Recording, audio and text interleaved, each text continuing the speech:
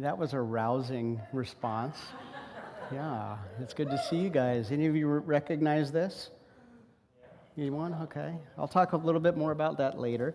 My name is Sean Mitchell, and I lead an organization called Catalyst Network. And I'm going to I want to share with you this morning some things. And I'm excited to be here. I'm a friend of Chris's. I'm just going to borrow this. I'll put it back when I'm done with it. But so I want to tell you, first of all, don't be alarmed at this thing. I'm a scuba diver. Any scuba or snorkel people here? So I was in the Bahamas, and I was doing a wreck dive, which means there's like a boat underwater, and you're kind of swimming around. In the Bahamas, it's very, very warm water, so there's a lot of, like the fish in warm water and the fish in cold water, they're very, very different. So in warm water, you have a lot of tiger sharks. So tiger sharks get really, really big, and I was swimming up to this wreck, and out of the corner of that is just totally a lie, I'm sorry, I'm just joking. So no, I had reconstructive wrist surgery about 9 months ago. So that's what I told the guys we were praying earlier, and they said, "What happened to your hand?" I said, "Oh, I had reconstructive wrist surgery." And they said, "You got to get a better story than that." So I hope you've been quite entertained. So anyway, no, but I did. I had wrist surgery, and that's basically all there is to that. It has nothing to do with anything. So what I want to share with you this morning is something that I think that we will all relate to on one level or another. It's a really, really interesting time to be a Christian in America today. Would you agree? Yes. And I don't know if you are a Christian or you're not a Christian. Maybe you're here and you've been walking with the Lord for 20 or 30 years and you have a real firm relationship with Him. Maybe you're brand new to this and you're just visiting and you're just kind of checking this whole thing out about Jesus. We're all on, different places on our journey, right? So wherever you are, it's a really interesting time to have conversation about Jesus, about the followers of Jesus, about the church of Jesus, and just for a lot of reasons. This is not going to be a political message, so don't fear. But so honestly, he said it right when he said that the title of my message today is How I Reached My Neighbor for Jesus by Fixing Her Toilet. I'm really disappointed that the kids didn't stay in here because I think that they would like it. But that's okay. So if you ask most Americans today, I think that you would get really a mixed response if you ask them what they think about Christians, what they think about the church. Might not be a very favorable response, especially in Portland. I don't know if you're aware of this. You probably are, but Portland is not necessarily known for being, a place where there's a lot of people who really, really love the Lord and are living for Him. And, the per capita percentage of people who have any kind of appreciable religious experience in their life that really impacts their life, like more than just, a couple times a year, in Oregon is the last, scientific statistic that I saw was about 85 to 90% of people have no religious affiliation at all. And that's not just Christian. That's Christian, Jew, Muslim, atheist, agnostic, Hindu, any religion out there, right? And so what that means is that 10 to 15% of the population does. And then so you divide that by all the different religions that people follow, and you could probably surmise that, if you go to the grocery store, maybe about 5 to 8%, 5 to 8 people out of every 100 have a relationship with God or are church attenders or something like that. So it's very, very different than the South. I feel like everyone at this church is from the South. Is that true? Is that like a prerequisite? You have to talk funny and the whole 9 yards, right? Raise your hand if you're from the South. Okay, it's not everybody. All right, but maybe a third. Okay. And if Chris and his family was here, Yeah, so Chris and I are friends. Anyway, so the world, when they look at Christians, especially in Portland, what are some of the words that come to mind when, like, if I was to ask you, the world thinks we are, like, we being Christians, right? The world thinks we are. What are some words that come to your mind? Just go ahead and say them. Self-righteous. Okay. What else? Hypocrite. What did you say? Hypocrite, hypocrisy. Yeah. What else? Judgmental. Okay. Anything else? Not that that's not enough bad things. But yeah, there's a lot of bad press that we're receiving these days. It's actually really not new. Some of that is not new. Persecution is part of being a follower of Christ. When we're persecuted because we look like Jesus and we act like Jesus, we have the same values as Jesus had. He even said, like, if they're persecuting me, they're going to persecute you also. And so we can't escape persecution. We actually should not try to escape persecution. But I think that there's a huge difference. One of the things that I think is like the elephant in the room in America is there's a huge difference between persecution and accountability. I would even sometimes call it divine retribution. You see that all over Scripture, especially in the Old Testament, when Israel starts going off and they start worshiping false gods, they start mistreating their maidservants and manservants, they start disobeying the Lord's commands. They start blowing it, basically, and God starts to discipline them. And Hebrews reminds us, he disciplines those he loves, his sons and his daughters, to bring them back into fellowship with him, right?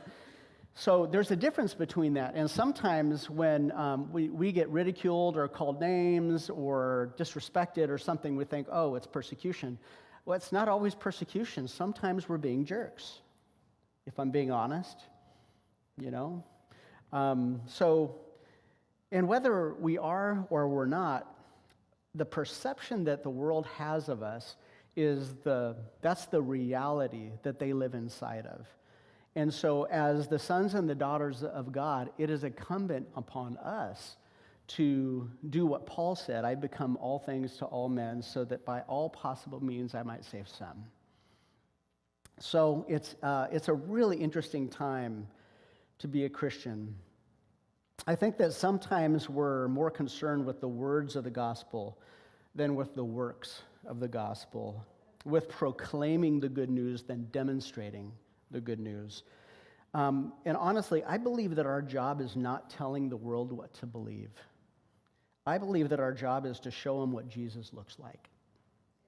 And then when they start to ask questions, then you answer their questions. I'm just going to rattle off some scriptures. As I was meditating this morning and getting ready, these passages just kind of started coming through my mind. I'm not going to quote them all, but I'm just going to read some excerpts out of some scriptures. Just let these flow over you as they flowed over me. Do nothing out of selfish ambition, but in humility value others above yourself.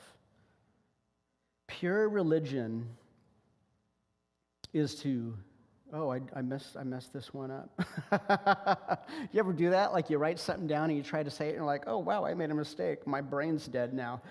Pure religion is to serve orphans and widows and to, what does it say? And to help them in their distress. That's in James. James is also the one that said faith without deeds is dead. Each one should use whatever gift he has received to serve others. Whoever wants to be my disciple must deny himself, take up his cross daily, and follow me. For whoever wants to save his life will lose it, but whoever loses his life for me will save it. Following Jesus always involves sacrifice. So basically what I want to talk about this morning is I want to talk about becoming a missionary. We don't have a really good view, I don't think, or a good paradigm for what the word missionary means in the world today. When you hear the word missionary, what do you think of? Anybody? What is it? Did you say foreign lands?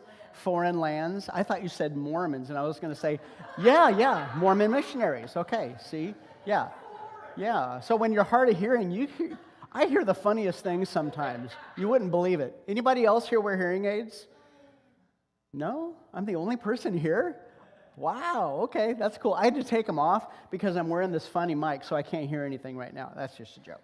But no, honestly, I want to talk to you about becoming a missionary. I did not set out to become a missionary. I set out to do other things.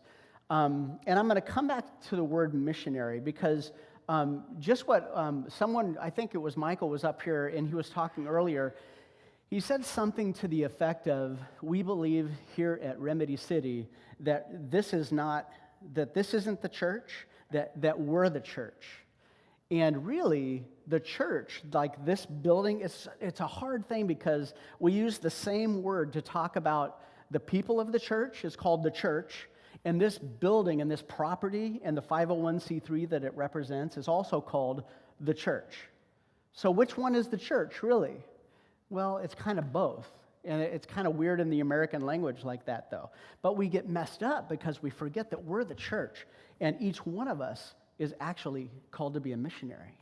Every one of us. We think of foreign lands. We think of like selling everything and moving and going to do some brand new thing, right? What did you say? Hippies. Hippies? Remember, I can't hear anything. Anyway, we think of things like that, but we're all called to be missionaries in our own lives.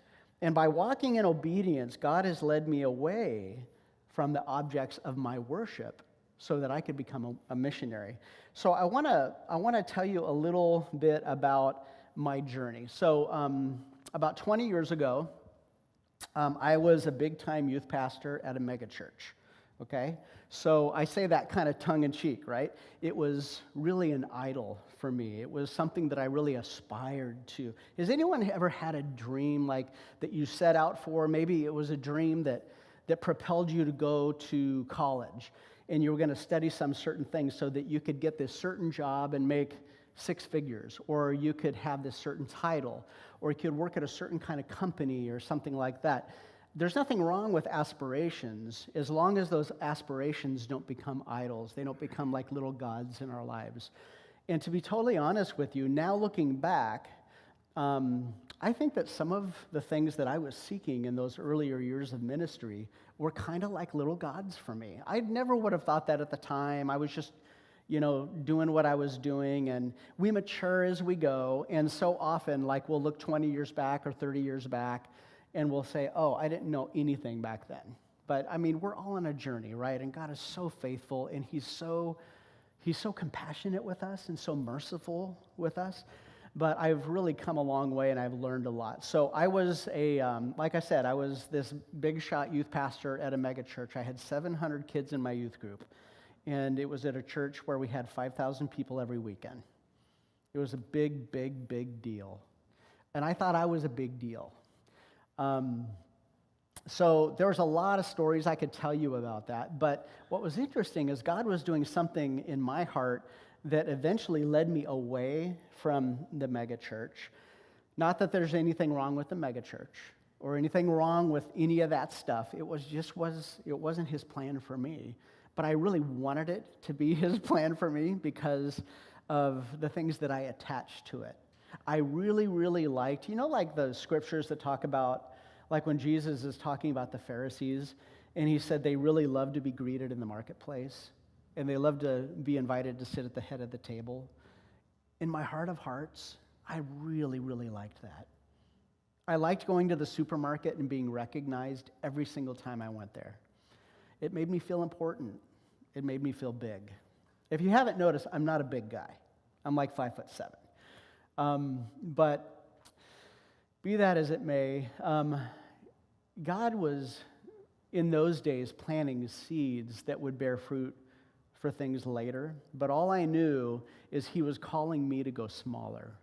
go smaller, go smaller, and get to the heart of things. I ended up moving to up here to Oregon. It was almost 20 years ago, and I planted a church with a good friend of mine named Sean Tomei. Anybody here recognize the name Sean Tomei? He was here about a month ago. Yeah, so Sean, he has like long hair and he talks about surfing all the time? Yeah. Yeah, so Sean taught me to surf, actually. We were surfing buddies back in college, in Bible college. So we planted Potter's Hands together. And we've been close friends for a really, really long time. I have some dirt on Sean Tomei, by the way. So if you ever want some dirt on Sean, just come and I'll just... I got some pictures of him smoking cigars in the desert and stuff. Anyway, we're good friends. We planted this church together, and when you're a church planter, in our era, what we did was we rented space at a local elementary school, and we set up church, right? Every Sunday. Remember what I said about the church? It's the people, really. But we set up church in the elementary school, and we sent out flyers. We sent out 120,000 flyers in four different flyers. Each one was, see if can I do my math? Yeah, $30,000. 30,000 flyers 4 times, so 120. And so we had all these people show up, like, hey, we're planning a new church at Shoals Heights Elementary School. Come and check it out. And so we were inviting people to come and see the church. And so people did. I think our first Sunday we had 300 or 400 people there, and we thought, oh my gosh, this is a big deal. This is awesome. And then several weeks went by, and then what they say is that you go several months, and then whatever you end up with, that's kind of your base. And our base was about 150, 200 people, and we ran like that for about 3 years. I had a dilemma as a church planter. So one of the other things you do when you're a church planter is you're supposed to build relationships with people outside of the church who don't know Jesus, right? And like become friends with them, and then they start asking questions. Well, what do you do? And like, well, I moved here, such and such, like months ago to plant a new church. Really, you're a Christian? Yeah, I'm a Christian, and planting this new church. And then like, oh, I have to come visit. And I'm like, oh, this is great. They're going to come to my new church, right?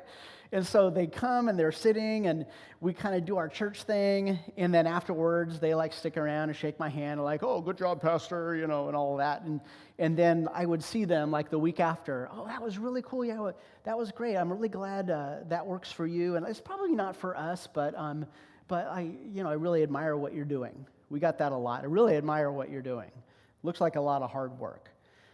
So one by one, I probably had about 30 people come to visit Potter's Hands once, and none of them stuck. And I had a dilemma, because we were building relationships with these people. We went to their dinner, went to their houses for dinner. They came to our house for dinner. Our kids were playing together. We even did a marriage group once. My wife and I led a marriage group, and half of the people that we invited were from the church, and the other half were people that were non-churched from the community. And we were like, let's get all these people together and lead this marriage group. And they knew exactly, they knew I was a pastor, and they knew this was going to be a biblically based thing, but we weren't going to cram anything down anybody's throat. But we thought, oh, this is going to be great. And we had some really wonderful times in that marriage group, and some of the most rich conversations about Jesus and about living as a follower with these people who weren't even following Jesus. And they just really did not want to come to our church, which was interesting. So the people that I felt called to reach didn't even want to go to my church. Some of you are nodding your heads because you've been here for a long time, and you've been slugging away doing church services and stuff. What I learned at that time, and I just really want to encourage you, because I know that Remedy City, I know that this building's been here a long time, and I know that there's been changes. There's been waves and like tides coming in and going out and coming in. There's been changes here over the years, and it's kind of like a new church. It's kind of like a church plant. What I learned at that time, it was so valuable for me, and I hope this encourages you, is that it's more importantly, how do I say this? more important than inviting people to come see the church is inviting each other, sending each other to go and be the church. That's the primary thing. Because places like this and experiences like this are very, very important, and they have a place. But guys, this really is not the church. You're the church. And the people who God has surrounded you with in your own lives, your neighbors, the people you work with, your families, things like that, that's your mission field. And we're all called to be missionaries to our mission field. So what I ended up doing, I'll just tell you a story about what I ended up doing, and I hope that this encourages you, is I ended up firing myself because I had this dilemma. So yeah, I don't know if you ever heard anyone say something like that, but I fired myself. I got a couple of part-time jobs, and I started what has become known as Catalyst Network. So Catalyst Network is, how do I get into this? The best way to do that, I think, is probably to tell you a story. So I'm going to tell you a story. So I got a couple of part-time jobs. I was still part-time in ministry, so I started leading some small groups, and we started a church in my house. I've never even been to a house church. I thought those were all really wacky people. Something must be wrong with them because they can't do real church, so they have to do it in their house. But we had some really wonderful experiences. Like I told you about that marriage group, more things like that. And we found that there were a lot of people that were hungry for that kind of ministry. And then meanwhile, so I ended up leaving Potter's Hands. Sean stayed at Potter's Hands for many years, I think for about 8 or 9 additional years. And they were doing what God had called them to do, and then they launched me out so that I could start what I was called to do. So we started doing all these small groups, but then we really had a desire to serve also. We wanted to demonstrate in the community. We wanted to demonstrate the gospel. We wanted to do the works of the gospel, and let that be something that begins to really impact people's lives. So I'm going to tell you a story. There was a lady that we met in our neighborhood. It's getting kind of hot, so I'm going to take my shirt off. Lady we met in the neighborhood that her name was Jackie. And her name was Jackie Cassidy. She is now no longer with us on the earth. She went to be with Jesus. Jackie was a shut-in, and she had a lot of health issues, health complications and stuff. Sometimes she would come outside of the house in her walker, and I'm a friendly guy. I like to meet people, so I kind of struck up a friendship with her. And I'd see her once in a while. I'd go over, I'd wave, "Hey, neighbor," but I'd actually go and I'd talk with her and see what was going on. And she told me this story once where she said, "I heard you're a contractor." And I said, yeah, I've been a contractor for a few years at the time. And she said, that was one of the things I did part-time is I went into construction work. So she goes, by the way, are there any doctors here? Any lawyers? Okay. The reason I ask is because if you're a doctor or a medical professional and someone finds out about it, they'll always be like, "Oh, so you're a doctor." "Yeah, I've got this shoulder thing." And they start asking you questions. When you're a contractor, okay, now, so here's what's going to happen. You guys all know I'm a contractor now. So after the service, someone's going to come up and they're going to tell me, "Oh, I've got dry rot. So what would you suggest?" The questions will come. So she said, "Oh, you're a contractor. So I've got this toilet," right? And she started telling me stories about her toilet. And so her toilet that she has off of her master bedroom, she's got 2 bathrooms in her house, and the one off of her master bedroom, the toilet is broken. And she goes, "I've got this broken toilet. And do you think you could come and look at it?" So I'm like, "Yeah, I'll come look at your toilet." So I went over and I looked at it, and sure enough, it had a crack. Toilets are made of porcelain, they're made of porcelain. So it had a crack kind of on the bottom, and I said, "Well, Jackie, how long has it been like this?" She goes, "I think it's been about 9 years." I'm like, Jackie, what are you doing? What? So you haven't used this for 9 years? That's what I did. I was like, whoa. She goes, no, it started leaking on the floor, and I don't have enough money to hire a plumber. I'm like, well, what about like your son? He doesn't know how to do this. And, you know, the more I got to know Jackie, so here's a lady, Jackie grew up in the Catholic Church and got married, had a Catholic wedding, and she was married for many years. She had 2 kids. And then she ended up, I think her husband left her for like the secretary. It was kind of one of those stories, you know, it's just really sad. But in her specific faith tradition at that specific Catholic church, if you get a divorce, do you guys know what happens if you get a divorce in many Catholic churches? You're excommunicated.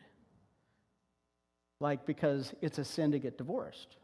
And so like, okay, well, you're out. And so she thought God hated her.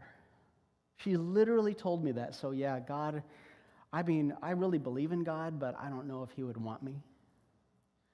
And so this is the kind of background that Jackie has. So she is fixed income. She has health issues. She's kind of sort of a shut-in. And she's just broke. And so I'm like, Jackie, I'll fix your toilet. No big deal. You can go to Home Depot and buy a toilet kit with everything you need for $120. I'm like, that's fine. And I talked to my people at our house church about it, and they're like, oh yeah, let's go and we'll fix her toilet. And then let's ask her if she needs some other stuff. And we thought, let's go. And then at the time, do you guys remember Extreme Home Makeover? Yeah, I love that show. So we're like, let's do Extreme Home Makeover for Jackie, for Jesus, you know? And so we're like, let's find out what else she needs. And so on a Sunday afternoon, we canceled church for that day, and we said, you know what, we're the church. Let's go be the church for Jackie. And that's going to be church that day. So there were 12 of us, 6 adults, and 6 kids. My 2 kids, this other family's 3 kids, so it was like pandemonium, right? I mean, we're trying to instill service into our children. And so we gave them like these feather duster things, and they're dusting off the blinds and doing stuff. And meanwhile, I'm back there replacing the toilet. We have another couple guys that are like, you know, they're being handy and they're doing stuff. One of them fixed a toilet, and you know, there's just all kinds of stuff that we had to do at Jackie's house to kind of get it so that it was a nice place. And so we're doing all of this stuff for Jackie, and she is like literally crying. And one of the ladies did crafts with her. And you know, like an Extreme Home Makeover, like the clients always cry, right? And so Jackie's crying, and it's like, this is such a big deal for her. But for us, we're just, hey, this is something that we like to do, and we're glad to do it for free. It only took us 4 hours, but it was like it changed this lady's life. So it was interesting. She said, she asked a question. She goes, why are you doing this? And I said, well, Jackie, we're followers of Jesus. And this is what I think Jesus would do. And she said, that's exactly what I think. But that's not what most Christians are like.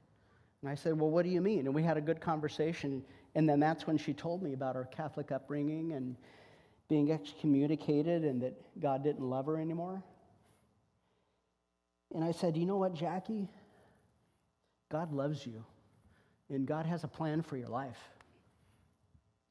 And she cried some more. And she goes, now, you guys meet at your house, don't you? I said, yeah, we meet there every week. And she said, could I come visit? I said, well, it's a closed group, so.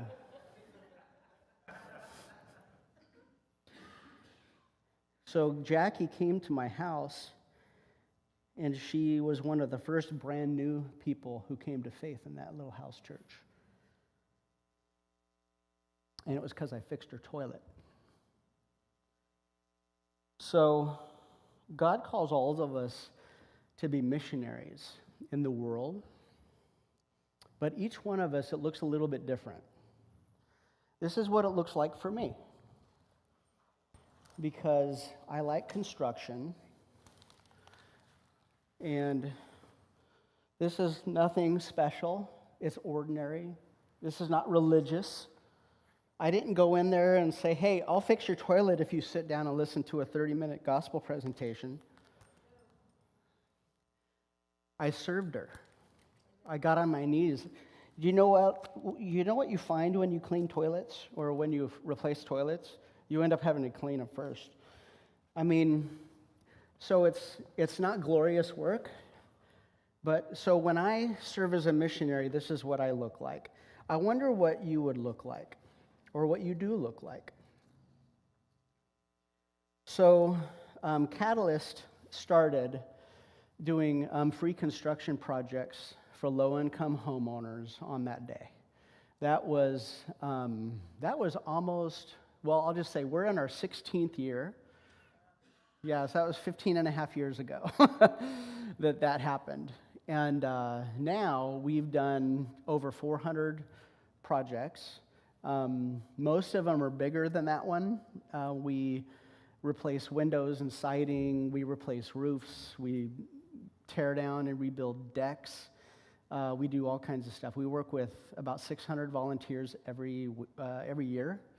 And it's all right here in Portland Metro. So basically what we did was we decided, wow, this was amazing. This changed Jackie's life because of what we did for her house. And she started asking questions.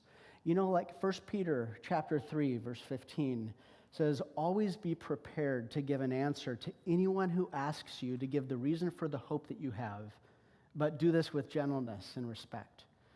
And that's kind of our model for evangelism, is like you lead with acts of service, and then you wait till they start asking questions, and then you answer their questions. This is not rocket science. Like, look at this, right? This is not special.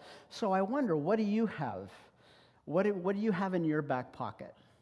What kind of occupation do you have? What kind of hobbies do you have? How can God leverage the things in your life, your passions, your resources, whatever you have, for the kingdom?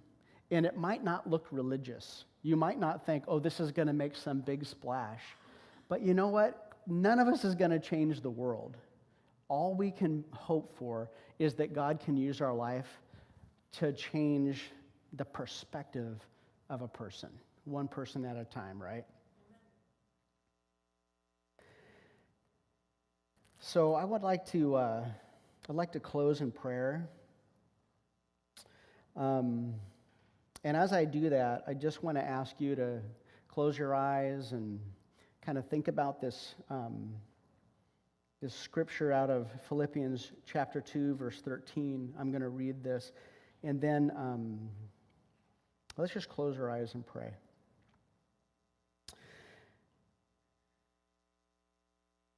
It is God who works in us to will and to act according to his good purpose.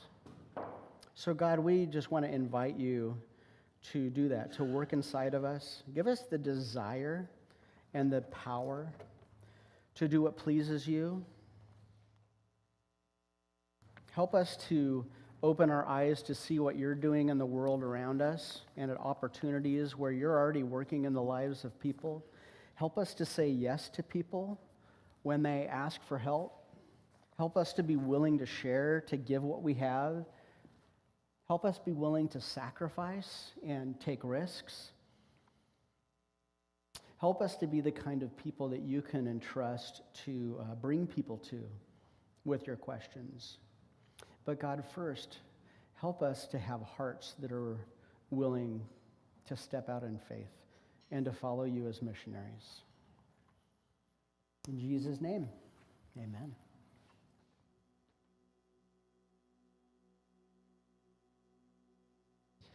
Thank you, Sean.